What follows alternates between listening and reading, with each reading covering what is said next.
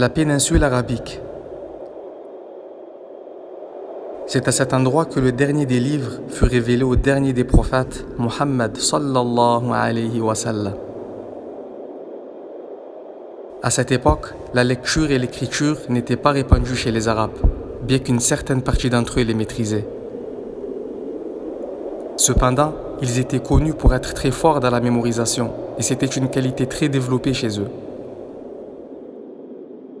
Par exemple, à titre d'illustration, le fait qu'ils connaissaient et maîtrisaient de longues poésies par cœur, se vantaient de cela et se concurrençaient dans ce domaine. Épisode 2. La conservation du Coran à l'époque du prophète alayhi salatu wassalam.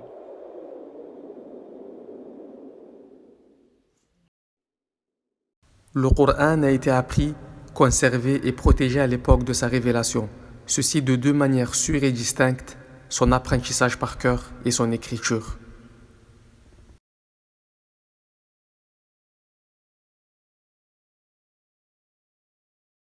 Bien évidemment, le premier à avoir participé à la protection du Coran de par son apprentissage est l'honorable prophète Muhammad sallallahu alayhi wa sallam.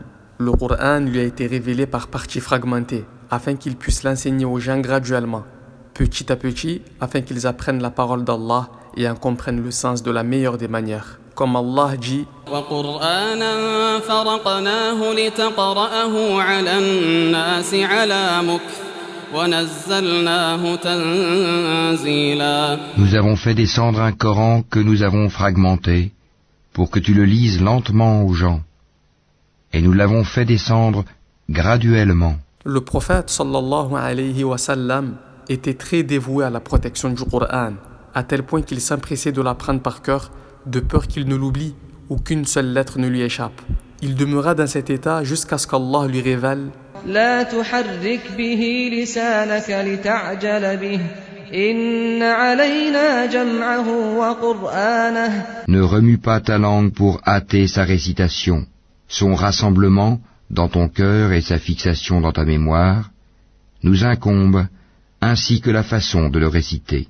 فإذا قرأناه فاتبع قرآنه ثم إن علينا بيانه.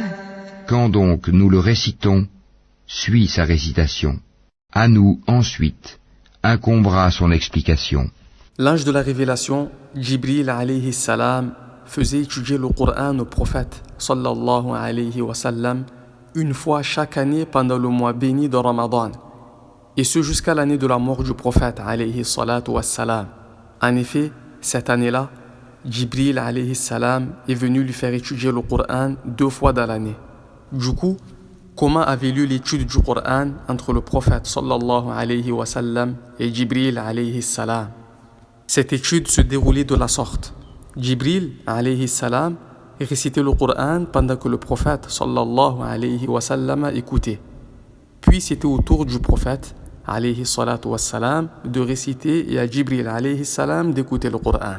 C'est-à-dire que Jibril alayhi salam ne se contentait pas de révéler le Coran de la part de son Seigneur, mais plutôt il écoutait attentivement le prophète sallallahu alayhi wa sallam le réciter, afin que le cœur du dernier des prophètes se raffermisse et s'apaise sur ce qu'il récite, qu'il sache que ce qu'il récite est bien conforme à ce qui a été révélé de la part de son Seigneur.